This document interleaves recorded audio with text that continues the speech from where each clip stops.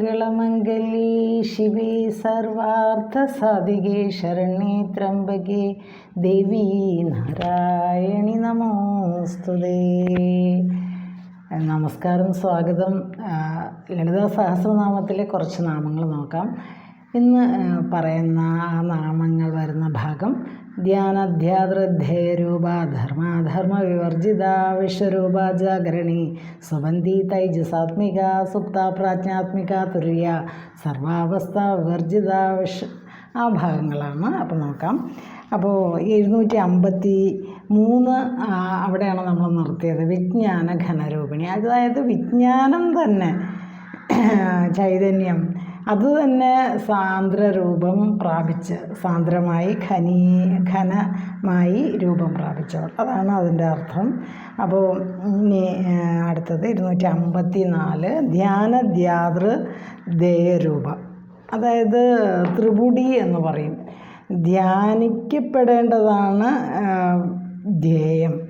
ധ്യാനം നമുക്കറിയാം. പിന്നെ നമ്മൾ സാധാരണ മെഡിറ്റേഷൻ എന്നൊക്കെ പറയുന്ന പോലുള്ള ആ ധ്യാനവും ധ്യേയവും, അതായത് ധ്യാനിക്കപ്പെടേണ്ടതും ധ്യാതാവും.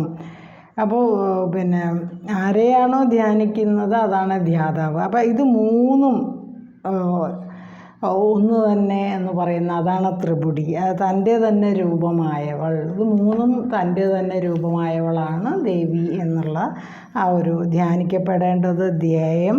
ധ്യാനം എന്ന് പറയുന്നത് നിരന്തരമായ ആ ഒരു ധാരണ, അതിനാണ് ധ്യാനം എന്ന് പറയുന്നത്. പിന്നെ ധ്യാതാവ്, അതും ദേവി തന്നെയാണ്. അപ്പോൾ ജ്ഞാനം, ജ്ഞേയം, ജ്ഞാനം, ജ്ഞേയം, ഇത് മൂന്നും ത്രിപുടി എന്ന് പറയുന്നതിന് ഇത് മൂന്നും തന്നെ രൂപമായവൾ, അതാണ് ഈ ഒരു പദത്തിൻ്റെ അർത്ഥം. അപ്പോൾ ഇവിടെ അഷ്ടാംഗയോഗങ്ങളിൽ ഒന്നാണ് ധ്യാനം, അതായത് യമനിയമ ആസന പ്രാണായാമ പ്രത്യാഹാര ധാരണ സമാധി, ഇതാണ് അഷ്ടാംഗയോഗങ്ങൾ. അതിലത്തെ ഒരു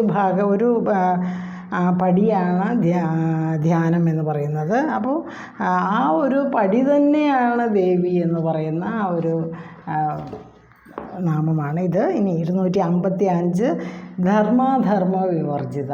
അപ്പോൾ എന്താണ്? ധർമ്മവും അധർമ്മവും വർജിച്ചവൾ, അല്ലെങ്കിൽ ധർമ്മം എന്ന പദത്തിനർത്ഥം ധരിക്കപ്പെടുന്നത് എന്നർത്ഥം. പിന്നെ ധർമ്മശബ്ദം ജീവികൾ പരസ്പര ഹിംസ കൂടാതെ ജീവിക്കുന്നത് എന്നുള്ള ഒരു സനാതന ധർമ്മം എന്നൊക്കെ പറയുന്നതിന് നമ്മൾ ഒരുപാട് ചർച്ച ചെയ്യുന്ന വിഷയങ്ങളാണ്. അതായത് ധർമ്മശബ്ദം കുറിക്കുന്ന അർത്ഥങ്ങളൊക്കെ തന്നെ, അക്ഷരങ്ങളും അല്ലെങ്കിൽ പദങ്ങളും ഒക്കെ തന്നെ സനാതനമാണ്. അതെല്ലാം ഈ ധർമ്മം എന്ന് പറയുന്നത് തന്നെ ജീവികൾ പരസ്പര ഹിംസ കൂടാതെ ഒരു നല്ല അവസ്ഥയിൽ ജീവിക്കുന്നതിന് വേണ്ടിയാണ് ഈ ധർമ്മം ഉള്ളത്. ഇപ്പോൾ സൂര്യൻ്റെ ധർമ്മം ചൂടും വെളിച്ചവും പകരണമെന്ന് പറയുമ്പോൾ അതിലൂടെ ഒരുപാട് ഈ ജീവൻ്റെ നിലനിൽപ്പ് അപ്പോൾ അതിനൊക്കെ കാരണമാവുന്നു. അപ്പോൾ ഓരോരുത്തരും അനുഷ്ഠിക്കുന്ന ധർമ്മമാണ് ഈ പ്രപഞ്ചത്തെ നല്ല രീതിയിൽ മുന്നോട്ട് കൊണ്ടുപോകാൻ സഹായിക്കുന്നത്. അപ്പോൾ സമൂഹ ജീവിതത്തിൻ്റെ സുഗമമായ പ്രവർത്തനത്തിന് ധർമ്മനീതികൾ പ്രപഞ്ച ജനനിയായ ദേവിക്ക് ബാധകമല്ല. പക്ഷേ ഈ ധർമ്മത്തിൽ ധർമ്മം ആചരിക്കണം എന്നൊക്കെ പറയുന്നത് നമ്മളെപ്പോലുള്ള സാധാരണ ആളുകൾക്കാണ്. പക്ഷേ ദേവി എല്ലാത്തിനും, പ്രപഞ്ച ശക്തികൾക്കൊക്കെ കാരണമായ ദേവി എല്ലാത്തിനും അപ്പുറം നിൽക്കുന്നവളാണ്. അപ്പോൾ ധർമാധർമ്മ വിവർജിത, ധർമ്മത്തിനും അധർമ്മവും വർജിച്ചവൾ എന്നാണ് അതിൻ്റെ അർത്ഥം. ദേവിക്ക് അതൊന്നും ബാധകമല്ല എന്ന്. അപ്പോൾ നമുക്ക് സാധാരണക്കാർക്കാണ് ഈ പദങ്ങളും അതിൻ്റെ കാര്യങ്ങളും ഒക്കെ നമ്മളാണ് അത് ഫോളോ ചെയ്യുന്നത് ഒക്കെ. അപ്പോൾ ധർമാധർമ്മങ്ങൾ ബന്ധമോക്ഷങ്ങളെ കുറിക്കുന്നു ശരിക്കും.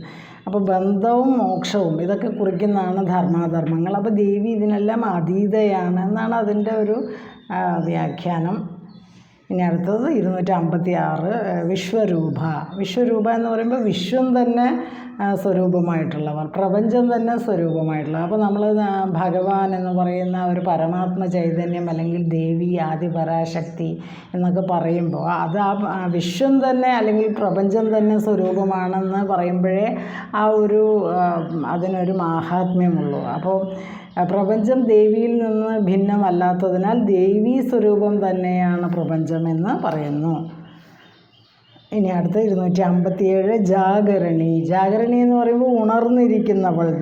അപ്പോൾ ജാഗ്രത, സ്വപ്നം, സുഷുപ്തി അങ്ങനെ 3 അവസ്ഥകളിലാണ് നമ്മൾ കടന്നു പോകുന്നത്. നമ്മൾ നല്ല ഉറക്കം എന്ന് പറയുമ്പോൾ സുഷുപ്തി എന്നും, നല്ല ഉറക്കം കിട്ടാതെ എന്നാൽ ഒരു ഉണർവ് അതിൻ്റെ ഇടയിൽ വരുമ്പോഴാണ് അതിനെ സ്വപ്നാവസ്ഥ എന്ന് പറയുന്നത്.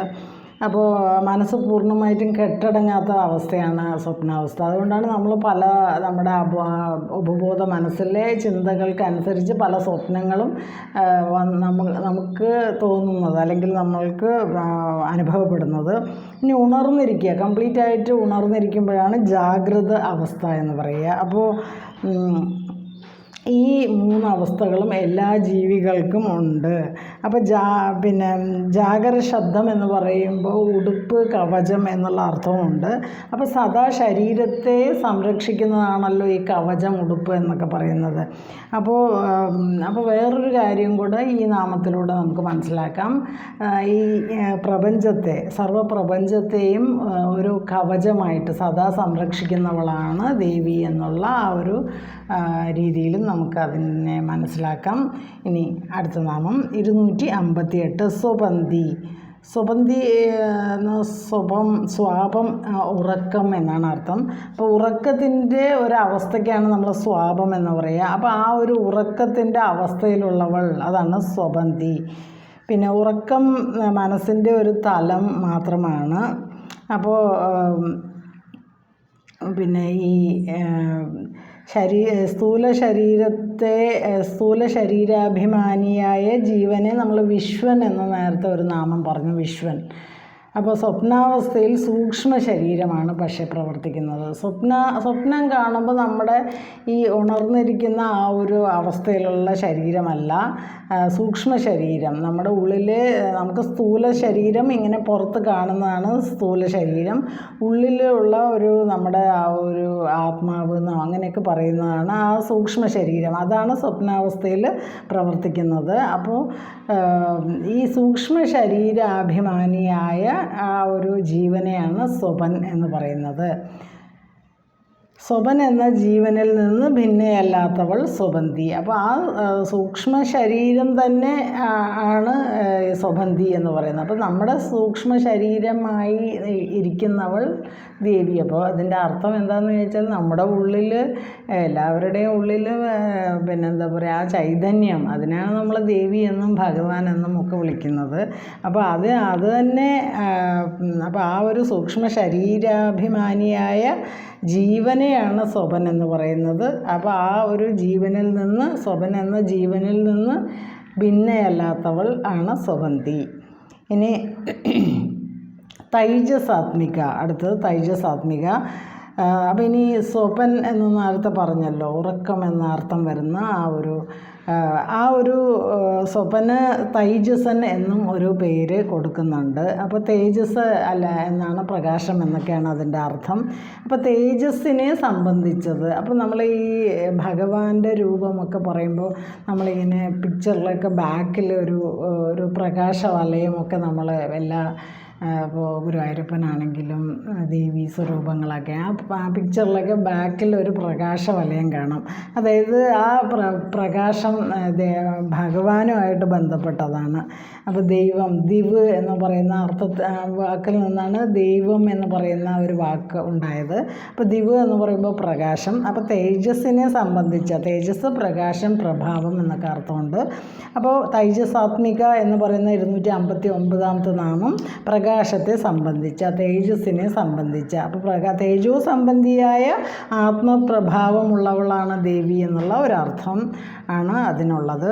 അപ്പോൾ എല്ലാ തേജസ്സും ദേവീ സ്വരൂപമാകയാൽ നമുക്ക് ആ നാമം ദേവിക്ക് ആ ഒരു ദേവീനാമത്തിന് ഒരുപാട് പ്രാധാന്യമുണ്ട്.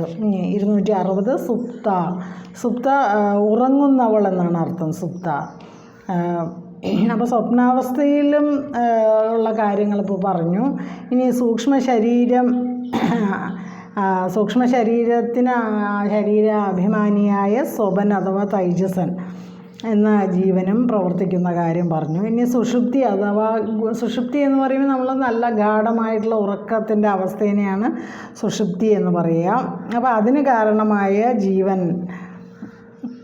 അതിനെയാണ് പ്രാജ്ഞൻ എന്ന് പറയുന്നത്. അപ്പോൾ സുഷുപ്തി എന്ന് പറയുമ്പോൾ ശരീരം മൊത്തത്തിൽ കെട്ടടങ്ങി, അല്ലെങ്കിൽ മനസ്സും ശരീരവും പൂർണ്ണമായിട്ട് കെട്ടടങ്ങിയാൽ നല്ല ഗാഢമായ സുഷുപ്തി ഉണ്ടാവുള്ളൂ. അപ്പോഴാണ് നമ്മൾ നന്നായി സുഖമായിട്ട് ഉറങ്ങിയിട്ടോ എന്നൊക്കെ പറയില്ല. അപ്പോൾ അതാണ് ആ ഒരു ശരീരാഭിമാനിയായ ആ ഒരു ജീവനാണ് അവിടെ പ്രാജ്ഞൻ എന്നാണ് അതിന് പേര്. അപ്പോൾ പ്രാജ്ഞനിൽ നിന്ന് ഭിന്നയല്ല ദേവി, അഭിന്നയാകയാൽ പ്രാജ്ഞനിൽ നിന്ന് അഭിന്നയാണ്. അപ്പോൾ അതുകൊണ്ടാണ് സുപ്ത എന്ന് പറയുന്നത്. അപ്പോൾ ആ പ്രാജ്ഞൻ തന്നെയാണ് ദേവീ സ്വരൂപം. അപ്പോൾ സുപ്ത എന്ന് പറയുമ്പോൾ ഉറങ്ങുന്നവൾ, അതാണ് 260. ഇനി പ്രാജ്ഞാത്മിക 261 പ്രാജ്ഞൻ തന്നെ സ്വരൂപമായിട്ടുള്ള. അപ്പോൾ ഇപ്പം നമ്മളിപ്പോൾ കുറേ അവസ്ഥകളെക്കുറിച്ചാണ് പറഞ്ഞുകൊണ്ടിരിക്കുന്നത്. ആ പ്രാജ്ഞൻ തന്നെ സ്വരൂപമായിട്ടുള്ളവൾ. അപ്പോൾ വിശ്വൻ സ്വപൻ എന്നീ 2 ദേവീ രൂപങ്ങളെക്കുറിച്ച് ഇപ്പോൾ പറഞ്ഞു. ഇനി അതുപോലെ പ്രാജ്ഞനും ദേവീ സ്വരൂപമാണ്. അപ്പോൾ ഈ 3 അവസ്ഥകളിലുള്ള 3 സ്വരൂപനാണ് വിശ്വൻ, സ്വപൻ, പ്രാജ്ഞൻ. അതുകൊണ്ടാണ് പ്രാജ്ഞാത്മിക എന്ന് ദേവിക്ക് പേര്. പ്രാജ്ഞൻ അല്ലെങ്കിൽ ദേവിയുടെ നാമം. പ്രാജ്ഞൻ എന്ന പദത്തിനർത്ഥം ബുദ്ധിയുള്ളവൻ എന്നും അറിവുള്ളവൻ എന്നുമൊക്കെയാണ്. അപ്പോൾ പ്രജ്ഞ എന്ന് പറയുന്നത് ദേവീ രൂപമാകയാൽ പ്രാജ്ഞനുമായി ദേവിക്ക് അഭേദമായ ബന്ധം കൽപ്പിക്കുന്നു. അപ്പോൾ ഈ വ്യാഖ്യാനം അതിനെ യോജിക്കുന്നതാണ്. അപ്പോൾ പ്രജ്ഞ ദേവിയുടെ രൂപമാണ്. അപ്പോൾ പ്രാജ്ഞൻ അല്ലെങ്കിൽ പ്രാജ്ഞ ആത്മിക എന്ന് പറയുന്നു. 261 നാമമാണ് ഇപ്പോൾ പറഞ്ഞത്. ഇനി 262 തുരീയാവസ്ഥ. അപ്പോൾ 4ാമത്തെ ഒരു അവസ്ഥയാണ്. അപ്പോൾ നമ്മളിപ്പോൾ 3 അവസ്ഥകളെക്കുറിച്ച് പറഞ്ഞു. ജാഗ്രത, ഉണർന്നിരിക്കുന്ന അവസ്ഥ, സ്വപ്നം, സുഷുപ്തി.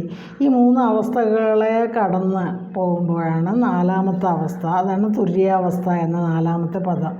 ആ തുര്യാവസ്ഥയിൽ നമുക്ക് അതായത് നമ്മൾ സാധാരണക്കാർക്കല്ല, അത് ഒരുപാട് യോഗനിഷ്ഠയിലൂടെ ആ ഒരു ധ്യാനാവസ്ഥയൊക്കെ കടന്നു പോകുന്ന ആ ഒരു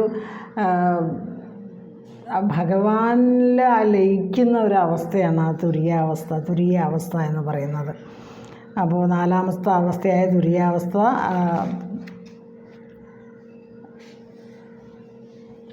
അപ്പോൾ സരസ്വതി, ലക്ഷ്മി, പാർവതി എന്നിവരെ വിവരിച്ച ശേഷം തുരീയയായി നിസീമ മഹിമയുള്ളവളും പരബ്രഹ്മ മഹിഷിയുമായി ദേവിയെ പറയുന്നു എന്നും പറയുന്നു. അപ്പോൾ അതിനെക്കുറിച്ച് ഒരുപാട് പറയണമെങ്കിൽ ആ അവസ്ഥയെക്കുറിച്ച് അത്രയ്ക്കും പറയാൻ ഇപ്പോൾ അതിന് കഴിയുന്നവർക്കേ അത് പറയാൻ പറ്റൂ. അപ്പോൾ ഞാനിപ്പോൾ ഇവിടെ പറഞ്ഞിരിക്കുന്ന കാര്യം ജസ്റ്റ് വായിച്ചു തന്നേ ഉള്ളൂ. ഇനി 263 സർവ അവസ്ഥ വിവർജിത.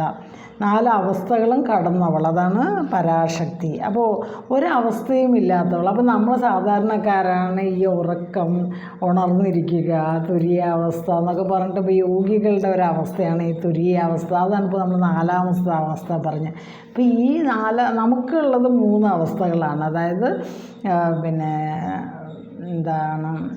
ജാഗ്രത, സ്വപ്നം, സുഷുപ്തി. ഇത് 3 നമ്മൾ ദിവസേന അനുഭവിക്കുന്ന അവസ്ഥകളാണ്. എന്നാൽ 4ാമത്തെ അവസ്ഥ എന്ന് പറയുന്നത് നമ്മൾ യോഗി വര്യന്മാരൊക്കെ അവർ കടന്നു പോയിട്ടുള്ള അവസ്ഥയാണ് ആ തുര്യാവസ്ഥ. അപ്പോൾ പക്ഷെ നമ്മളെപ്പോലെ സാധാരണ ആളുകൾക്ക് ഇത് പറഞ്ഞാൽ മനസ്സിലാവുന്നതല്ല, വായിച്ചാൽ പോലും നമുക്ക് മനസ്സിലാവുന്നില്ല. അപ്പോൾ ഞാനതാണ് ഇപ്പോൾ അതിലത്തെ വരികൾ നിങ്ങൾക്ക് വായിച്ച് കേൾപ്പിച്ചു തന്നെ. കാരണം അത് നമുക്ക് വായിച്ചാൽ പോലും അത് എന്താണെന്ന് മനസ്സിലാക്കാൻ കഴിയുന്നില്ല.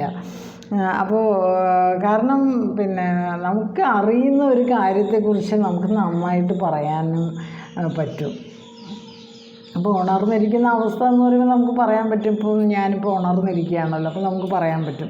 ഇനി 263 സർവ അവസ്ഥ വിവർജിത എന്ന് പറഞ്ഞാൽ ഒരവസ്ഥയും ഇല്ലാത്തവൾ. ഈ 3 അവസ്ഥയും ഇല്ല.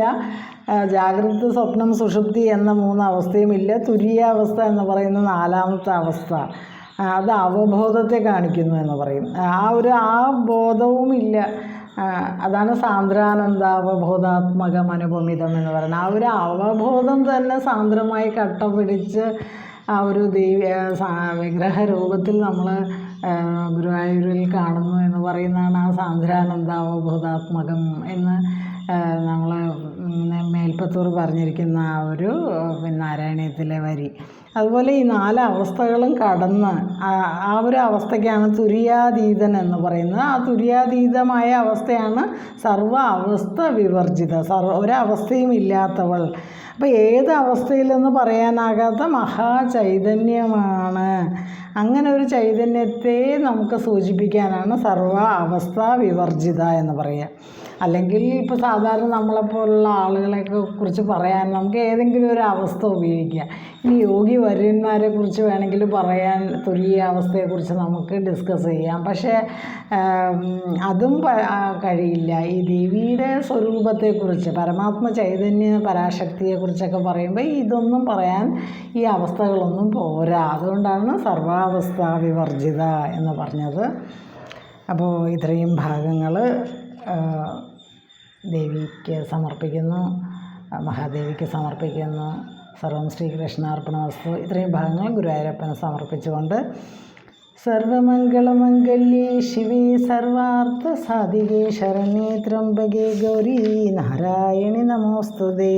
നമ്മൾ ചൊല്ലിയത് ധ്യാനധ്യാതൃദേയരൂപ ധർമാധർമ്മ വിവർജിത വിശ്വരൂപ ജാഗരണി സുബന്ധി തൈജസാത്മിക സുപ്ത പ്രാജ്ഞാത്മിക തുര്യ സർവാവസ്ഥ വിവർജിത സൃഷ്ടികർत्री ബ്രഹ്മരൂപ ഗോത്രീ ഗോവിന്ദരൂപിണി. അപ്പോൾ നമ്മൾ നിർത്തിയത് സർവാവസ്ഥ വിവർജിത, അവിടെയാണ് നിർത്തിയത്. ഇനി അടുത്ത ക്ലാസ്സിൽ അവിടുന്ന് പിന്നീടുള്ള ഭാഗങ്ങൾ നോക്കാം.